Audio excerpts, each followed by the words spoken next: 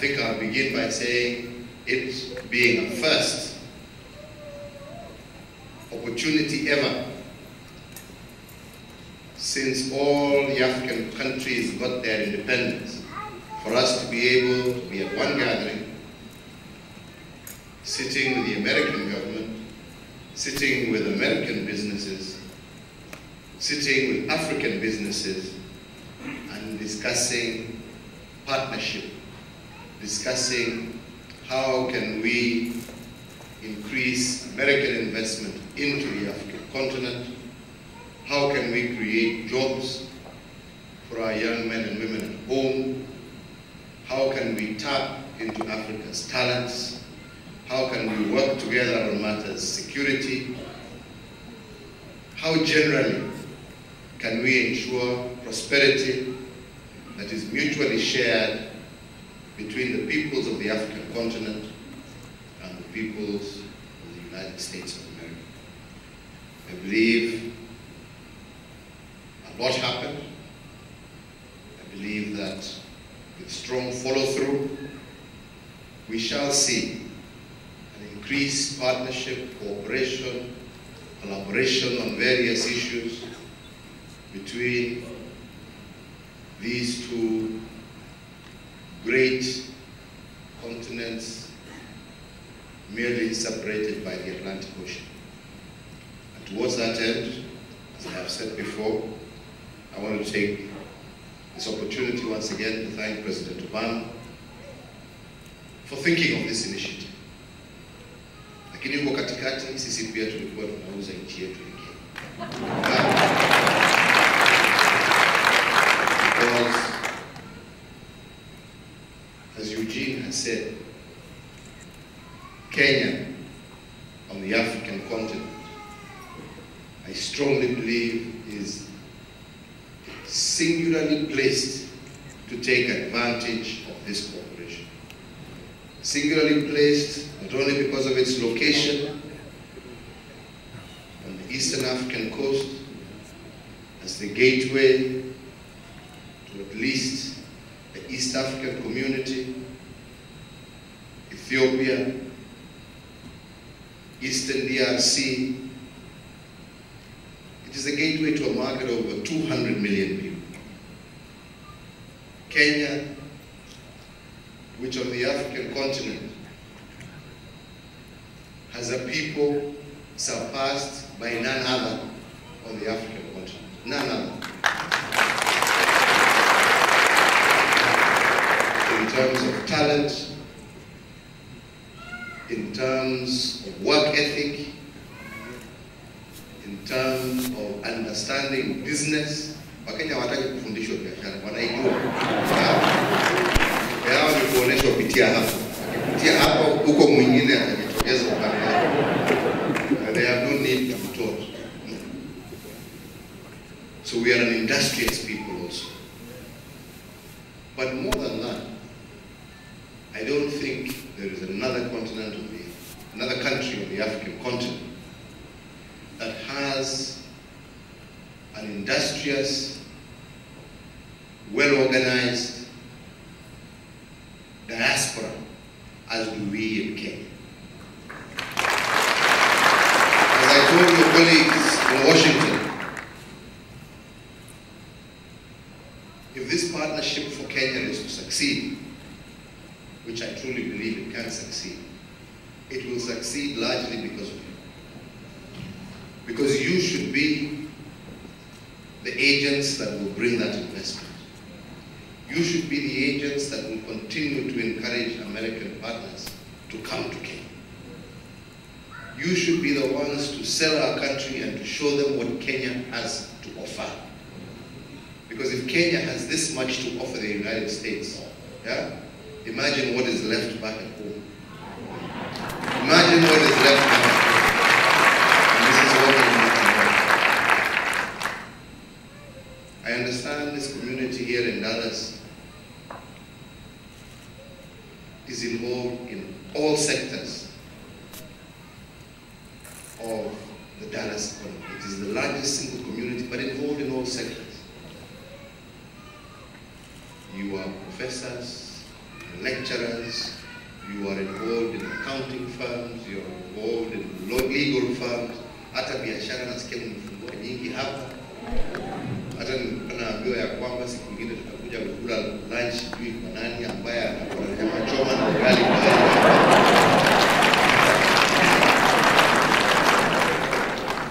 So this all means that there is no better agent to sell Kenya than you. And most importantly, being in a state and a city that is also known for its industriousness and its business ethic and culture. Sana sana mnajua tumepata mali kidogo huko upande ya Turkana na kwingine. Na hiyo mali pia nasikia nyinyi hapa ndio mnajua wale wenyewe wa sasa nyinyi mnatakikana mjifunze, mjue hiyo mambo yote ya engineering yao. Wasomi wetu wasome, wafanye biashara wetu waende huko waambie njooni mwende mfungue biashara kule. Wasome wakuje kule kwetu. Tunasikia kwamba kuna welding. Unajua sisi wa Kenya tukiambiwa welding tunafikiria ni ile ya kuchomelea kidogo hapo, lakini tuna yeye ya jua kali tunajua sana hiyo. Lakini hii ya mafuta nasikia iko na teknolojia nyingine ati watu wametoa aina. Sasa wanatoka aina kufanya nini Turkana? Na nyinyi mko hapa.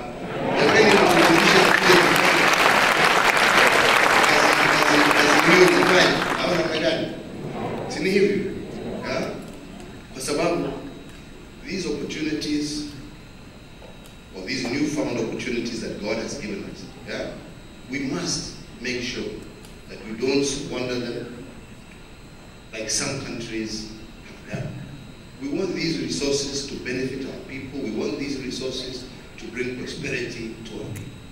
We want the people of Turkana to benefit. We want the county of Turkana to benefit.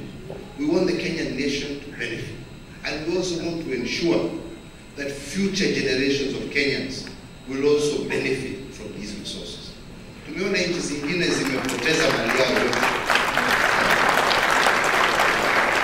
Na hakuna mtu ambaye atatuwezesha kulinda hiyo mali. No one will help us protect those resources but our own citizens. You know that there's nobody else who can do it. Because everybody else will come with their own interest. How much can I take out and how quickly can I do it?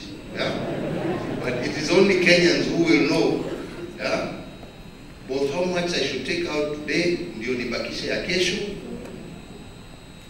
na ichunge, kwa sababu ikiharibika wewe mwenyewe ndio utakosa hali ya kuishi. Au ndugu yako hata kama uko hapa Dallas, bado uko na ndugu nyumbani, uko na dada, mama, baba, wengine wako bibi na mabwana wamewacha kule. Na hatutaki, hakuna mtu anataka jamii iumie kwa sababu ya ukosefu au kwa sababu ya uharibifu ya mali ambayo Mwenyezi Mungu ametupatia.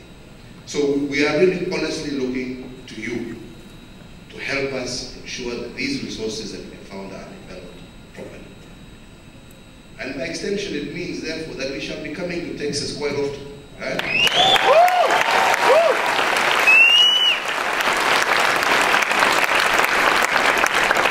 Kwa sababu mimi nimekuwa honorary citizen sasa ya Dallas, mimi nitakuwa mmoja wenu hapa.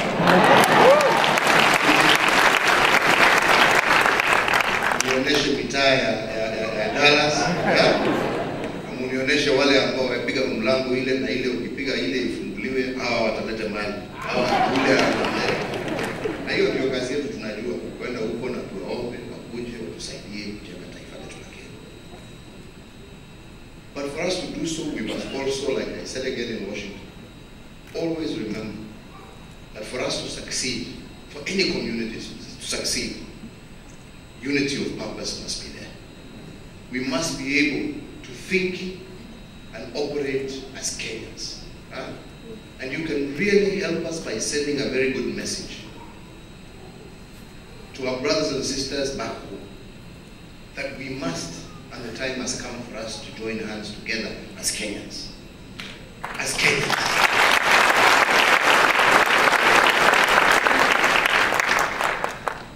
God knew when He created us why He made 42 different ethnic communities. He knew why he did it, and he had a reason. And I'm not preaching, I'm sure you've got better preachers here than myself. Yeah? But he knew why he did it, right? But the one thing I know is that he didn't do it so that we can fight amongst ourselves. He didn't do it so that we can fight. He wanted that diversity for us to be able to enjoy our diversity, so that we can enjoy our cultures, but work and build as Kenyans. Because at the end of the day, what every citizen requires, what every person requires is the same as the other. We want good health facilities, we want good roads, we want good schools for our children, we want to ensure we are able to secure a job once we are through.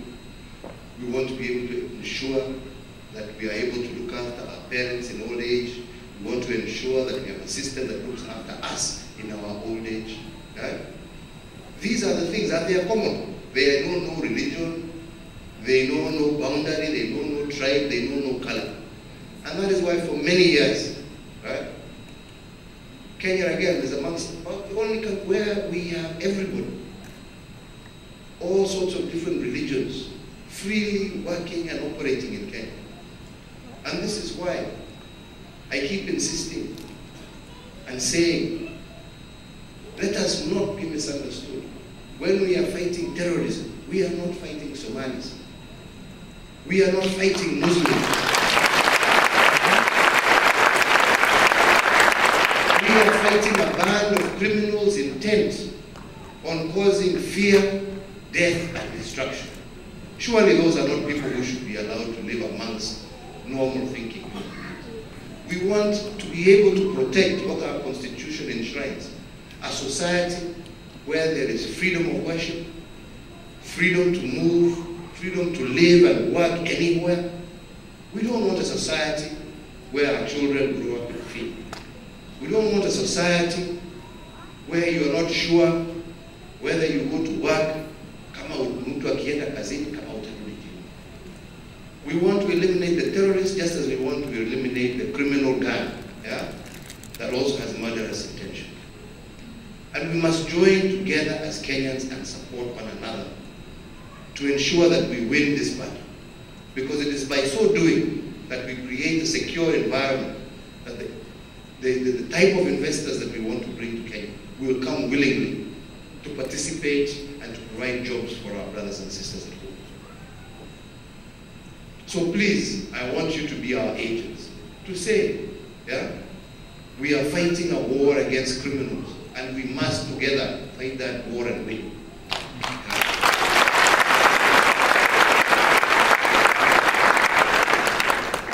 We have no intention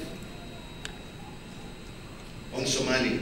We neither wish to take their land, we neither wish to take their resources. All we wish is to deliver them peace, because we know that they too, yeah, have been harassed. The majority have been harassed by this same band of criminals. A prosperous Somalia means a prosperous Kenya. So we are only desirous of working together with well-meaning Somalis who are the majority to bring about peace in their country. And once that is there, we are guaranteed our peace in our country. And then together we move to build our two nations and to prosper our two peoples. So I want that message out because, again, as I was saying in Washington, you know, social media is a great thing, but it's also a terrible thing. Yeah? It is used out there, and when you look at it sometimes and you see some of the comments, oh, Kenya is doing this. We are not. Kenya has no intention against any well-meaning person. Had we any wrong intention, would we have welcomed over 800,000 Somali refugees who fled their country when their country went into turmoil? We welcomed them and they lived amongst us as brothers and sisters. And that's the way we want to live.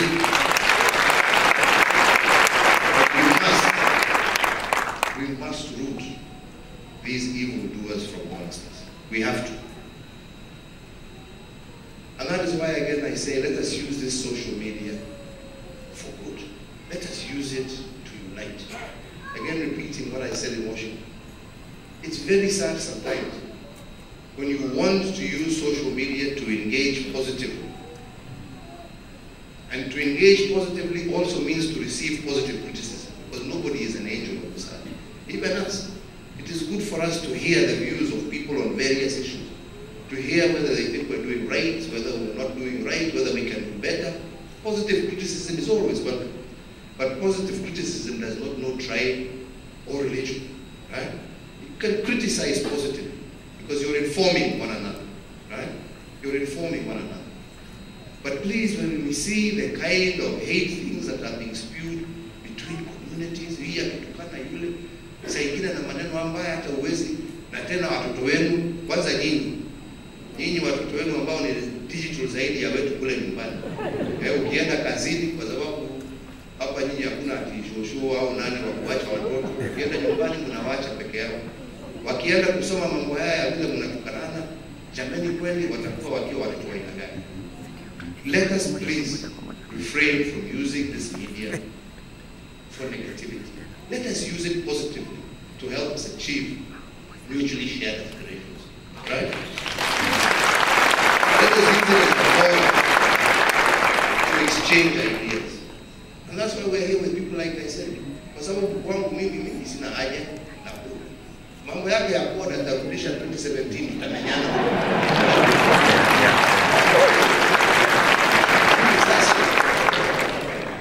Wananchi waliamua kwa muda wa hii miaka hii mimi ndio nimekalia.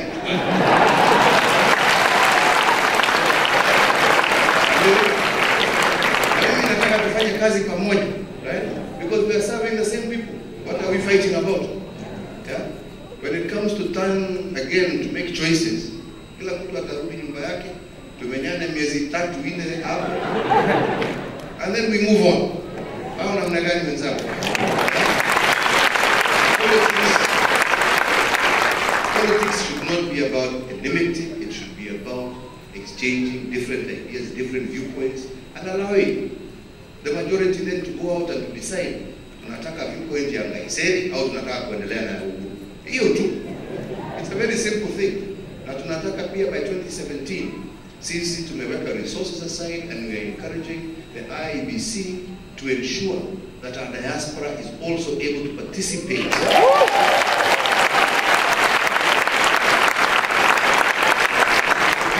In an act decision, because you are also stakeholders at the end of the day. You are stakeholders, and as stakeholders, you must have a right to participate in deciding which of the choices do you wish or do you want. Right? So we have set aside, and we are encouraging the IEBC, and I'm happy to hear what Ambassador Kamamba said, that already they are beginning the process, because that is again what we're encouraging the Ministry of Foreign Affairs to establish centers as close to people as possible for the issuance of IDs, because they will be a critical part when we get now to time registration, so that at least we ensure that our people have their IDs, which is a prerequisite for you to be able to get your voter's card to participate in the election. We want that expedited, and we agreed, given the size of the Kenyan community here, we would like a consul here, so that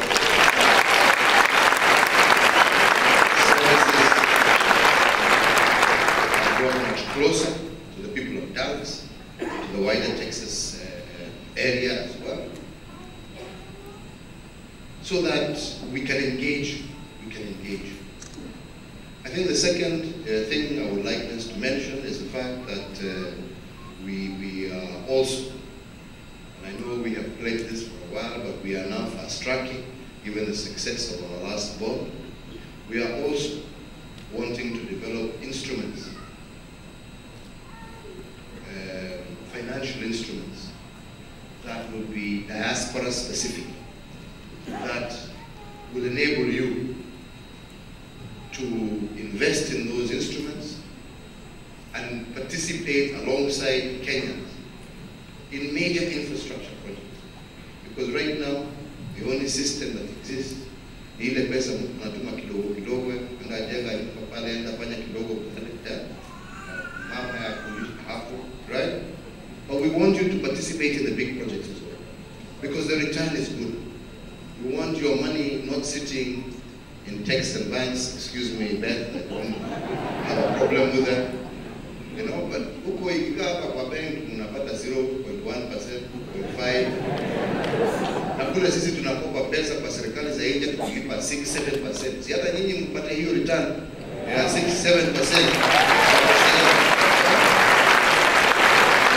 At the same time, it is helping us develop our country, right? So we want to develop those instruments, and I think very soon you will be hearing from the Treasury and the central bank on progress made towards that, so that again instruments that give good return, but that also help you participate in our development and helps us build the much required infrastructure that we need at home, while, and I insist again, still maintaining good and great returns, yeah, for yourselves and the savings that you have. Today also, I met the chairperson of MoneyGram, who is working because pia bado kuna need ya ile pesa kidogo kidogo mnatuma, si ndio? Si ndio nasema kuna mama bado yuko nyumbani, kuna ndugu bado wa shule, ya? Kuna wengine wa mambo ya kano.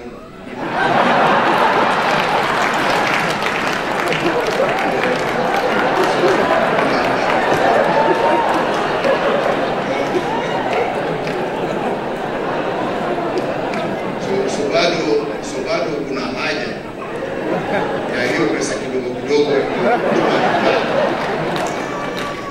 So chairperson of MoneyGram was informing me that they are in the process of finalizing, and we hope to launch together with her in January. They're in the process in November of finalizing with Safaricom through M-Pesa ya kwamba even now the diaspora, unaweza kutuma pesa kutoka hapa, unatuma direct kwa simu ya mama nyumbani au ya ndugu.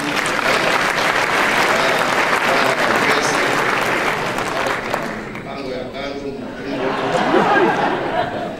hiyo itawezekana, I think, very short. So that again, I think, is another great initiative and a great partnership, yeah, between a company based here in Texas and Kenya, right? So I'm sure there are many more such things that can happen, yeah? And these are where we're asking you, keep your eyes up. Sisi tuko tayari, yeah? Kitu kizuri ambacho kitatusaidia, tuleteeni, yeah? Ambacho kitasaidia pia kupatia watu wetu kazi. Nafikiri ile ingine ya mwisho ni mambo ya magari na vitaji, yeah? Lakini nirudie pia tena. For too long, and it is true, people who have lived in countries where they use left-hand drive vehicles, you know, have really been discriminated, right? Because a policy must be the same for all, right? Because if somebody is living in the UK, where they drive right-hand, yeah, is entitled to the same privileges, lakini yeye gari yake. Lakini sisi tumeweka sheria ya kwamba hakuna gari ya left hand drive right. I think it is a correct law, because at the same time we must try and ensure public safety. Yeah? So I don't think the answer is to change the law, yeah? And to say that unaweza kuleta hiyo gari usahau, saa ingine ukienda ukotomboya street ufikirie somewhere Boulevard uende upande mwingine, tuwe na mambo mengine ambayo haitatusaidia. So I think the answer is that which we are now going to implement, and niliwaambia lazima wafanye, tukirudi nyumbani wahakikishe ya kwamba tupitishe ya kwamba mtu ambaye anarudi na amekuwa ameishi in a country where you drive left should be entitled within notice to be able to buy a car. Yeah?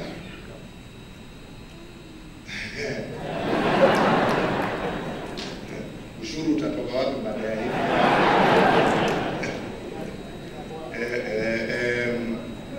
Buy a car, yeah, which is left hand, na aweze tuweze kuileta nyumbani hata kama haijakaa naye miaka 4 ile wanasema, right? So that at least we have equity, bila kulipa ushuru, right?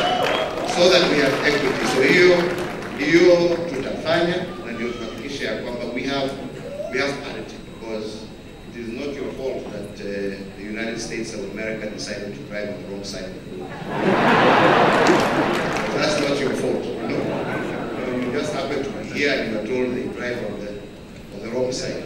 So when you come where we drive on the right side,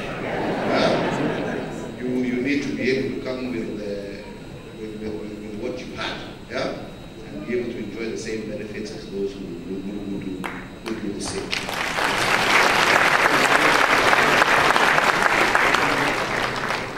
More than that, all we are desirous of is to transform our country.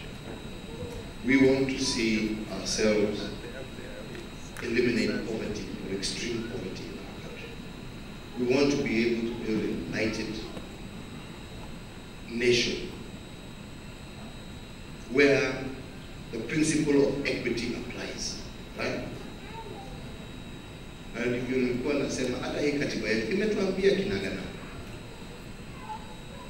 Na tulipata hii katiba kupitia shida mingi kwa sababu ya the problems of the past. So let us now make this constitution. We are committed to making devolution. Glad that Kabogo is here. Tuambia kwamba mfungua ofisi ya diaspora ya Kiambu. Mimi nataka kwanza mtumie yangu ya Kenya. Kwanza tujenge Kenya, lakini hata ukitaka kumtumia kidogo, lakini ile mingi mweke ofisi yetu ya diaspora ya Kenya, kwa sababu sisi tuko na jukumu kubwa kushinda hao. Au na magari. Hivyo kama 70% naweka kwa yangu, 20% naenda kwa Kongo, si ndio hiyo? Niwaambie barabara yangu ya kwenda Israeli na kwingine. Mimi niweze kuunda super highway za kwenda mpaka Turkana, Garissa, au namna gani? We are implementing our constitution, but it will be difficult, because as with anything new, it is difficult, right? But that difficulty does not mean lack of commitment. As I'm telling my governors here, because they say, because anataka referendum, kwa nini kwanza ile pesa naye nitumie hiyo? Na mimi nitumie ile. Sasa mnataka kuturudisha kwa siasa ati kwa sababu ya pesa. Kapo kwa bwana, fikirieni hiyo kitu.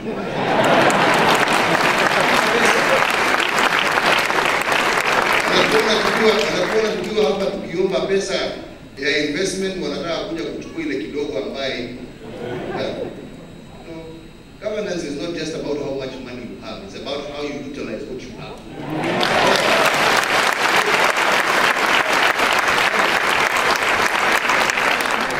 Kuna faida ya tumenyane juu ya mambo kidogo.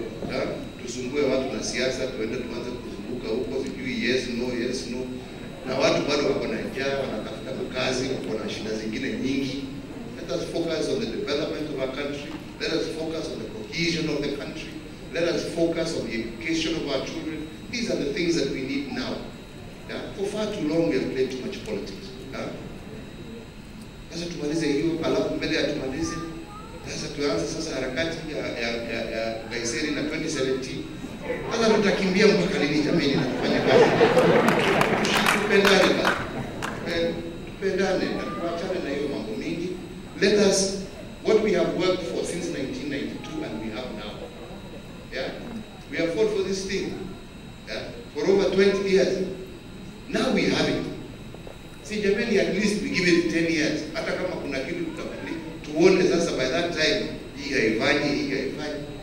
Lakini sasa tukio mwaka mmoja na nusu. Tunataka referendum tubadilishe. Sasa itakuwa kila mwaka mmoja na nusu tunapata kitu tubadilishe, mwaka mmoja na nusu tubadilishe. You know, I'm honest, I'm being reasonable when I say that. Yeah? You know, na hiyo sio siasa, ni ukweli. Yeah? I think a time now has come. Let us look into the future. We can't always live in the past. We can't. Yeah? We can't. Bado mimi wananiita kijana, lakini nikihesabu bana I'm 52. Sasa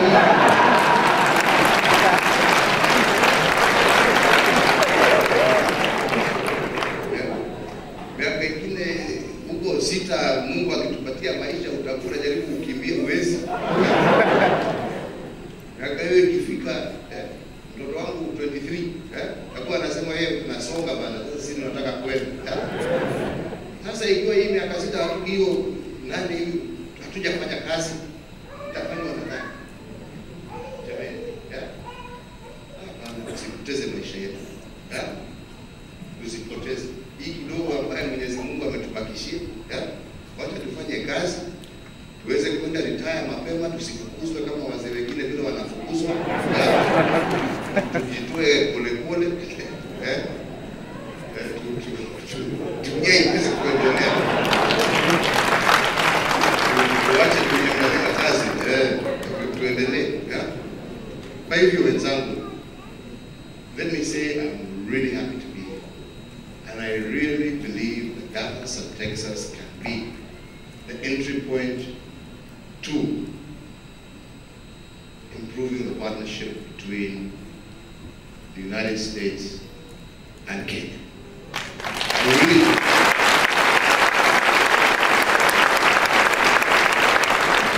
I'm really looking forward to working together with you to achieve that objective.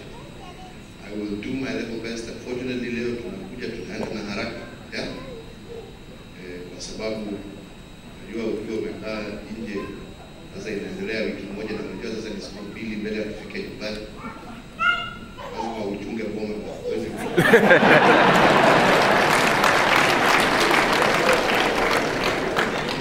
Sitaki nifike huko niambiwe baba waliwaambia.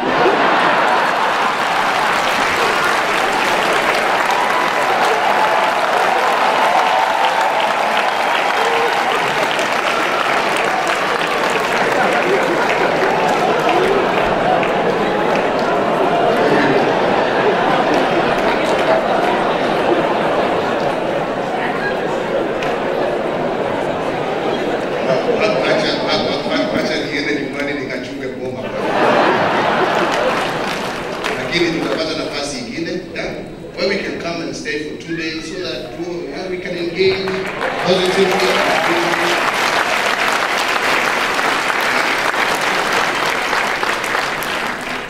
and continue to foster this great relationship. Mine is to wish you well, your families well, to wish you success in everything that you do, to say that we look towards you, to say we think about you, and we want you to be part and parcel of Kenya's future, even while you are here in the United States, and Dallas in particular. May God bless you, may God keep you till we meet again. Asante sana. Thank you.